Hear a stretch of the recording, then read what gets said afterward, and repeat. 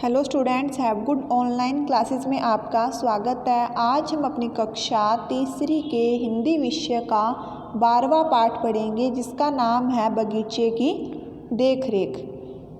पाठ से पूर्व। तेनालीराम दक्षिण भारत में विजयनगर राज्य के राजा कृष्णदेवराय के मंत्री थे।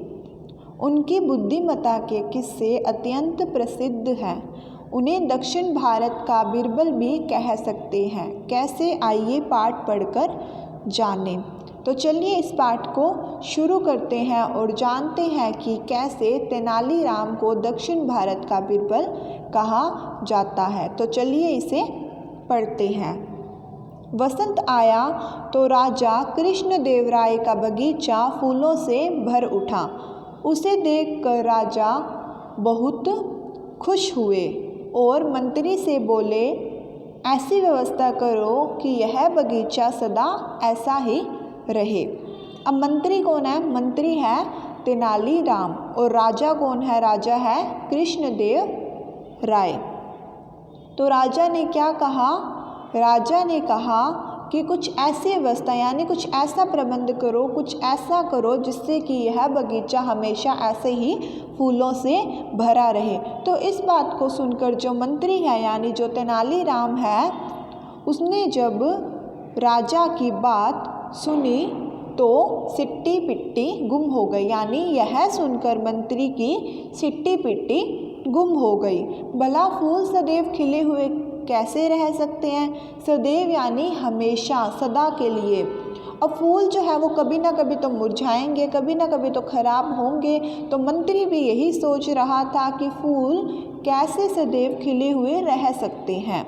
हाथ जोड़कर मंत्री बोला, महाराज, बगीचे को सदा ऐसे ही रखने का काम तो ठीक केवल सेनापति ही कर सकते हैं। तो मंत्री ने हाथ जोड़कर क्या कहा? मंत्री ने कहा कि महाराज, बगीचे को सदा ऐसा ही रखने का काम तो केवल सेनापति ही ठीक प्रकार से कर सकते हैं। राजा कृष्णदेवराय ने शीघ्र सेनापति को बुलाया। सेनापति हाथ जोड़कर राजा के सामने हाजिर हुए। राजा ने अपने दिल की बात कही। क्या बात थी राजा के दिल की? कि वह बगीचे को सदैव ऐसा ही देखें। सेनापति घबरा गए। बगीचे को सदा हरा भरा रखना तो असंभव है। असंभव यानी नामुमकिन है, ऐसा तो हो ही नहीं सकता। उन्हें तुरंत ही एक उपाय सूझा। उपाय यानी हल, जवाब।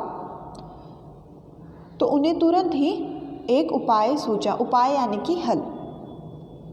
हाथ जोड़कर बोले, आपकी आज्ञा शिरोधार्य है महाराज। शिरोधार्य यानी सिर पर धारण करने योग्य। किंतु बगीचे की सुंदरता तभी तक रहती है जब तक परियां इसमें आती रहे। सेना देखकर तो परियां डरकर भाग जाएगी। मेरे विचार से इस कार्य को तेनालीराम अच्छी प्रकार से कर सकते हैं। उन्हें बागवानी का शौक भी है और परियां उनसे डरेंगी भी नहीं। बेचारा तेनालीराम फंस गया। कैसे फंस गया?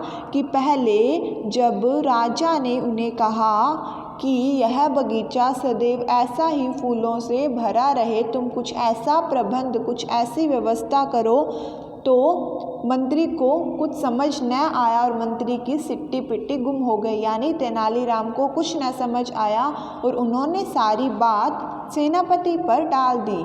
और फिर जब सेनापति को राजा ने बुलाया तो सेनापति ने क्या किया कि उन्होंने सारी बात तेनालीराम पर डाल दी। यानी उन्हें तेनालीराम को फिर फंसा दिया।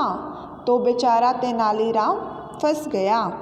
राजा ने तेनालीराम को बुलाकर आज्ञा दी, मैं चाहता हूँ कि मेरा बाग फूलों से सदैव इसी तरह हरा भरा रहे। सदैव यानी हमेशा।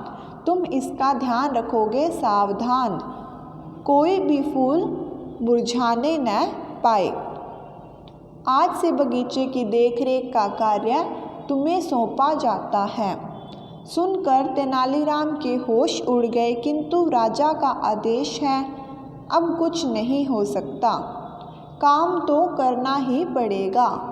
हाथ जोड़कर बोला, महाराज जो फूल मुरझा गए हैं उनका क्या करूं? तो महाराज ने क्या कहा, उन्हें तोड़कर फेंक दो। राजा ने कहा, जो आज्ञा महाराज। ये किसने कहा? तेनालीराम ने। कहकर तेनालीराम उसी दिन से बगीचे की देखरेख में जुट गया। उसे एक पौधे के फूल मुरझाए मिले, तेनालीराम ने उन्हें तोड़कर फेंक दिया।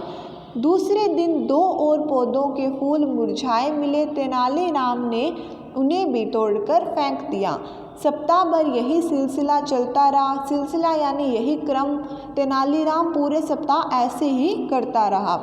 एक सप्ताह बाद राजा उस बगीचे में घूमने गए। उन्होंने बगीचे में फूल कम देखे। अब कम क्यों देखे? कम होने का कारण क्या था? जो तेनालीराम है वह मुरझाए हुए फूल तोड़ रहा था, जिससे क्या हुआ, बगीचे में फूल कम हो गए। राजा सीधे तेनालीराम के पास पहुँचे और बगीचे में से फूल कम होने का कारण पूछा। तेनालीराम एक पौधे से मुरझाए फूल तोड़ रहा था। वह हाथ जोड़कर बोला, महाराज अभी तो आपके आदेशानुसार मुरझाए हुए फूल तोड़ रहा हूँ।